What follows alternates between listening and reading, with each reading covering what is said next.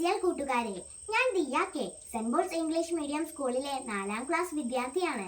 ഏവർക്കും കൊച്ചേട്ടന്റെ കത്തിലേക്ക് സ്വാഗതം. നീ വേദനിക്കുന്നതിൽ എനിക്ക് വേദനയില്ല എന്ന് ഒരാൾ ചിന്തിക്കണമെങ്കിൽ അയാളിൽ മൃഗീയത ഭരണം തുടങ്ങിയിരിക്കണം. ഈ അടുത്ത കാലത്താണ് ഇത്തരമൊരു ചിന്ത എൻ്റെ മനസ്സിനെ മതിക്കാൻ തുടങ്ങിയത്.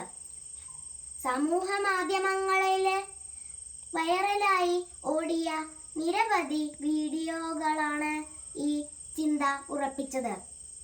സ്കൂൾ വിദ്യാർത്ഥികളുടെ കലഹങ്ങളും വഴക്കുകളും വഴിവിട്ട് വളർന്ന് തനി കൊട്ടേഷൻ ഗുണ്ടകളുടെ അഴിഞ്ഞാട്ടത്തിന്റെ പകർത്തുബുക്കുകളായി മാറുന്ന ക്രൂരമായ കാഴ്ചകൾ.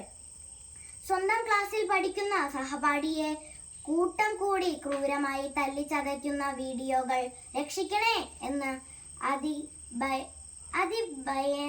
അതിദയനീയമായി കൈകൂപ്പി കേഴുന്ന സഹപാഠിയെ പേപ്പട്ടികളെ പോലെ കടിച്ചു കീറുന്ന ക്രിമിനലുകൾ. എങ്ങനെ സാധിക്കുന്നു ഇതുപോലെ പെരുമാറാൻ? എന്തിനു വേണ്ടിയാണ് കൂട്ടുകാരെ ഇതുപോലെ തല്ലിക്കൊല്ലുന്നത്? മുമ്പെങ്ങുമില്ലാതിരുന്ന ഇത്തരം ക്രൂരതകൾക്ക് കാരണങ്ങൾ മനഃശാസ്ത്രജ്ഞന്മാർ ഗൗരവമായി അന്വേഷിക്കുന്നുണ്ട്. സൈബർ ബുള്ളിംഗ് ആണ് ഏറ്റവും അധികം വ്യാപിക്കുന്നത്.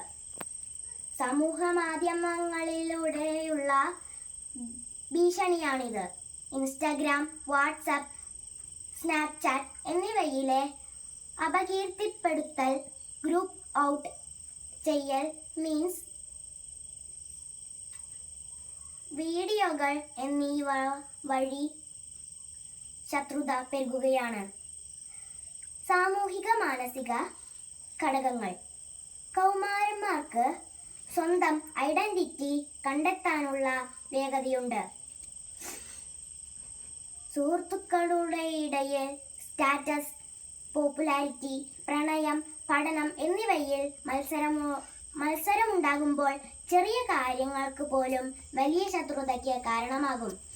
വീട്ടിലെ പ്രശ്നങ്ങൾക്ക് വഴക്ക്, ആരും സ്നേഹിക്കാനില്ല എന്ന തെറ്റിദ്ധാരണ, അമിത സമ്മർദ്ദം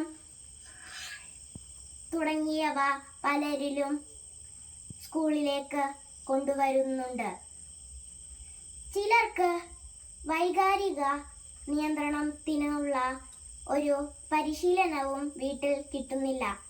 ഈശ്വര വിശ്വാസമില്ലാതെ, പ്രാർത്ഥിക്കാനറിയാതെ, മാനുഷിക ആത്മീയ മൂല്യങ്ങളറിയാതെ വഴിയിറമ്പ് സംസ്കാരത്തിൽ തന്നെ വളരുന്ന കുട്ടികളുണ്ട്. അവർക്ക് കോപം നിയന്ത്രിക്കാനുള്ള കഴിവില്ല എന്ന് സ്വന്തം കൊച്ചേട്ടൻ.